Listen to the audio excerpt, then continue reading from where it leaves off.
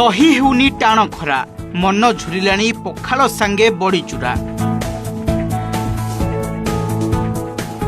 मार्च मासर डहडह खरा आरंभ हेउ हेउ ओडियांक मन धाउंची पखाल कंसा आड़कू। किए कहती याकू गरीबर आहार तो किए कहे श्रमिकर बल। बासी पखाल मुठे खाई तोराणी टिके पीदेले पाटिरु आपे आपे बाहरी आसे ओह कि शांति। पेट पाई संघर्ष करुथिबा श्रमिक हेउ किंबा शीतताप नियंत्रित कोठरी बसिथिबा बड़ बाबू पखाल कंसाटीए पाखकू आसिले सबु भेदभाव पानी हो जाए। एई तो ओडियार स्वाभिमान, एई तो आम पखाल। ना ना आमर खरा वर्षा 12 मास सबुदिन पखाल लेबर आनती 10टा बेले खाती 2टा बेले खाती रात कौन खाती ना घरे जानी आम जाचु टीवी देखीचु पखाल दिवस पालन हुए किंतु आम पखाल दिवस किसी पालन कर आम तो डेली पखाल दिवस पालन करूँ। पिज्जा बर्गर को पछरे पकाइलाणी पखाल दही लेंबू पत्र आउ सोरिष लंका छुंकर बास्ना एबे तारका होटेल रु गलीकंदी जाए। धनिया नड़िया आंब चटणी सांगकू सुनुसुनिया और कोशला साग भजा पखालर स्वाद को 100 गुण बढ़ाई दिए। किए चाई पखाल खोजुची तो किए बासी पखाल। ग्राहकों ही चाहिदा देखी छोट बड़ सबू होटेल एबे सजबाज। किंतु एसबु भितरे पखाल आज भी गरीबर प्रकृत साथी। पखाल स्पेशल रोचे बैगण भर्ता रोचे आलू भर्ता रोचे बड़ी चूरा रोचे साग भजा रोचे भजा रोचे ता सहित काकुड़ी रोचे पट्टा काकुड़ी आइंस आइटम कहीं जदि चाहिए चिकेन कषा नहीं पारे कि माछ ड्राई फ्राई पियाज टमाटो देके ड्राई फ्राई सुखिला नहीं पारे प्लेन माछ भजा भी नहीं पारे कहीं चाहिए अंडा आमलेट खाइब अंडा आमलेट भी हो पार। सेपटे ओडियार दांड द्वार डेई पखाल एबे विश्व रेकर्डर द्वार देशरे पखाल पर्व माध्यम विश्व स्तर को नेबाकू चली बड़ प्रयास। 8 क्विंटाल पखाल आउ 356 प्रकार व्यंजन सहित विश्व रेकर्ड करने को अंटा भिड़ी ओटीडीसी आईएचएम और आईसीएआर।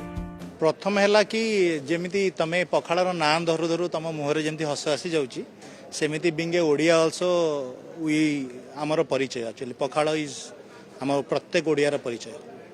जमती मु कहूली कि पखाल गोटे एमती जिनस खाली खाइबा नुहे एटा आमर इमोशन सांगे जुड़ा। तो पखाल दिवस जितेबाला आसे सबू ओडियांग मानक पई एटा गोटे गर्व आउ माने बहुत आत्मीय लगे ता सहित जुड़ीबार गोटे आत्मीय गोटे थाए।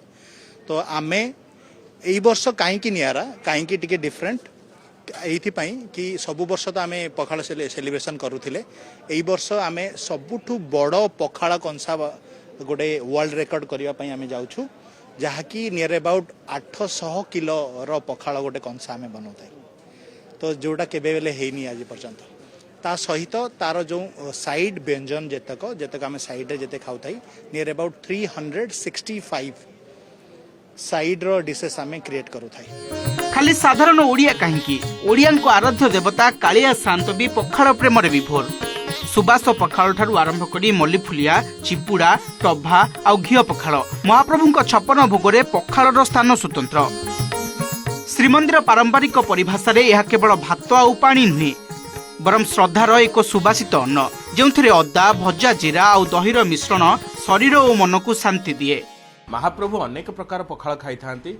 अदा पड़िकी शर्करा पड़िकी दही पड़िकी पखाल होता है। दही पखाल जीरा पखाल चिपुड़ा पखाल टभा पखाल मल्लीफुलिया पखाल यही विभिन्न प्रकार पखालर नामकरण करा जायछि।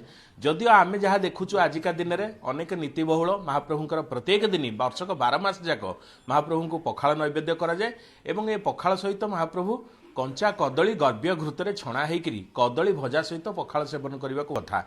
कोटी ओडियार मौड़मणि गेरुमुंडी साहंत महाप्रभु कालिया साहंत जे कि घीरे पखाल खाई थांती। 2021 मसीहा मार्च 20 तारिख आरंभ होइतिला पखाल दिवस। से दिनर से क्षुद्र प्रयास आज विश्वव्यापी पालन कर जाउछि। भुवनेश्वर ज्योति प्रकाश पति, बालेश्वर सत्य सेनापति और पुरी मधुसूदन मिश्र रिपोर्ट ओटीवी।